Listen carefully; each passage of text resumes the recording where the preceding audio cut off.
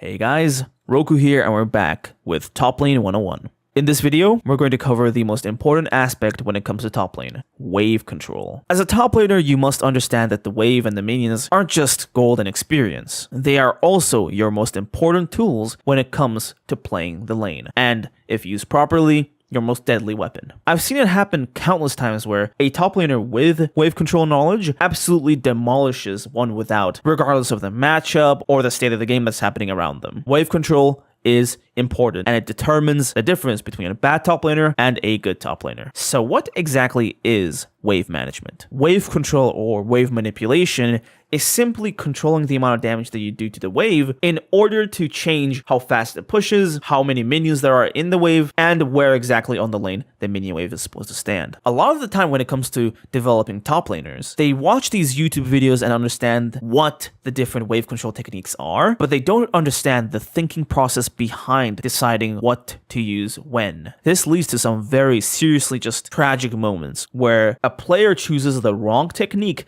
at the wrong time and completely screws themselves over. Let's say you have Ignite, the enemy has Teleport, you get a kill, and then you make the mistake of shoving lane. They teleport back, they freeze the lane, you lose waves upon waves upon waves of CS, and if you come back to lane, boom, the jungler's there to kill you because guess what? The enemy top laner froze it in the best position for a jungle gank. We like to blame the junglers and whatnot, but this death would be your fault. So let's just get right into it. When two opposing minion waves crash in the middle of the lane, they are in a neutral position where the minion wave is not going to push in either direction. This is also called a freeze. When you land that first auto attack onto any of the enemy minions, you have started the push. Your minions will eventually push to the enemy turret. The more you damage the minions, the faster the push is going to be. In order to slow down a push, the enemy top laner has to attack your minions. So if someone's trying to break a freeze and you want to keep the freeze in the position that you wanted, you might want to start hitting his minions back and trying to copy the damage he's doing to your minions.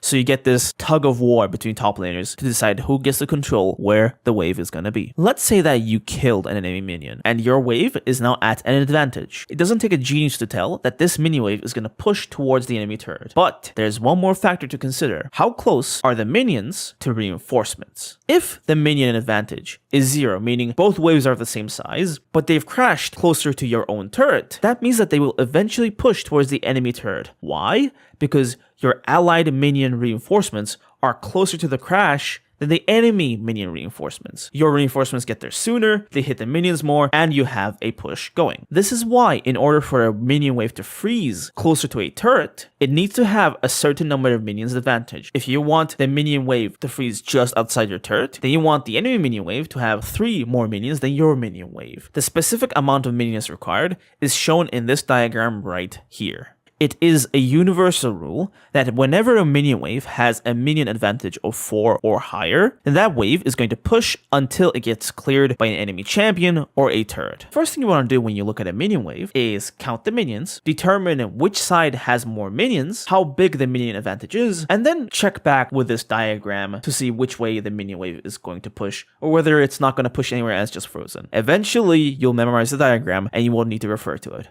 When you crash your wave into the enemy turret, you are resetting the wave and causing it to push into you. This is because while the turret is killing your minions, the enemy minion wave is going to be stuck under the enemy turret, which is much closer to the enemy minion reinforcements than your minion wave is. So eventually, the enemy minion wave will accumulate to such an advantage that it will inevitably just push towards you. If you're really fed, you can create scenarios where you slow push a big wave onto the enemy turret, have it crash, and then have it push into you. And then you can either kill the enemy while they're trying to slow push this wave, or even set up a freeze by killing the enemy minions until there's only an advantage of 3 left. It is possible to freeze a wave with a minion advantage of 4 or more, but this basically means that you have to tank the enemy minion wave and drag it. And although this works for dire circumstances, in cases where health is vital, you might just be shooting yourself in the foot here. So it's better to just freeze with 3 to 4 minions than anything greater. So now we know how to push a wave, how to determine which way a wave is going to push, what happens when you crash a wave into the enemy turret, and how to freeze a wave. Now let's get into the more mental thought process parts of wave control. I've split up the process of wave management into 3 different steps: planning, analysis, and execution. During the planning stage, we must first have a goal for the lane. What do we want to do? And this goal changes from game to game. If you're getting camped, you want the wave to be closer to your turret so that you're under the safety of your own turret and you can't be easily murdered. If you want to just dive the enemy and kill them with your own jungler, then you want to accumulate a massive slow push and just set up this disgusting dive where the enemy top laner can't fight back. If you want to starve your enemy of CS, then you might want to set up a nasty freeze, which is also going to set them in the perfect position to gank and going to set you up in a position where you can't be ganked. But to decide all this, you have to understand what you want to do with lane first. So before going to a lane, just have a game plan. I have a good matchup here. I'm going to try to get kills. I'm going to go for slow pushes. I'm going to go for roams, whatever. Just have a plan for the lane.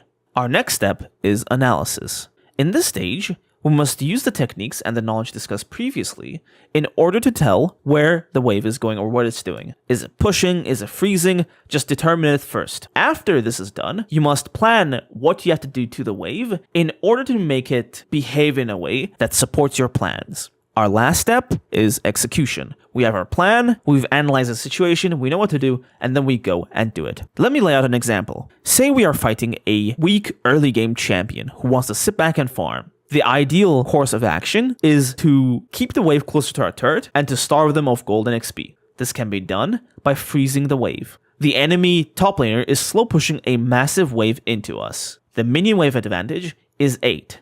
We know that we want the advantage to be 3 or 4 so that we can more comfortably freeze it. So we go into the wave, we trim it a bit, and then we have it freeze just outside of our turret. This is basically the entire thought process behind wave management. And keep in mind that this is cyclical, meaning that you have to go through this process over and over and over again. Some games you might have a good matchup, but you're getting camped by the jungler, so you have to change your plans dynamically. Flexibility is one of the key strengths of a League of Legends player. How about another example? Say we just kill our lane opponent, and they don't have teleport. We want the minion wave to push into us so that we can eventually kill them again. In order to do this, we have to push the minion wave to the enemy turret. We can do so by killing the enemy minions as fast as possible and making sure that they auto-attack the enemy turret. And as another bonus, because the enemy turret is killing our minions, then the enemy champion isn't killing our minions. This way we basically double our lead, as not only do we get a kill, but we also have a massive minion gold and XP advantage. How about another example? Let's say that we took a great trade against the enemy champion, but now they're just under their turret, just CSing, even though they're low HP. Our goal here is to kill the enemy laner or force them to go back to base. We do this by slow pushing a minion wave. Slow pushing is basically just hitting the minion wave slowly, because when you kill the minions slowly, you give more time for your allied minion reinforcements to arrive. This builds a bigger minion wave that helps you more in dives. So we slow push a big minion wave, crash it under the enemy turret, and the enemy top laner has two choices: stand under turret and risk getting dove and killed, or go back to base and lose all that CS. It sounds intimidating, I know, but once you get into the groove of things, you'll be making these decisions in seconds. It will take you no time to just think through these. It's just intimidating to just get started with it, but it's similar to learning how to ride a bike. It seems frightening, but once you get the hang of it, you can do it with no difficulty. Wave control isn't about just these big terms like freezing or shoving or cheater recall. It's more so about decision making. You look at the game state, you look at the minion wave, and then you manipulate the minion wave so that it's in a position that's more beneficial to you. And so this is wave control. If you need an even more comprehensive guide on wave control, click the video on the left. If you need to improve your champion pool, click the video on the right.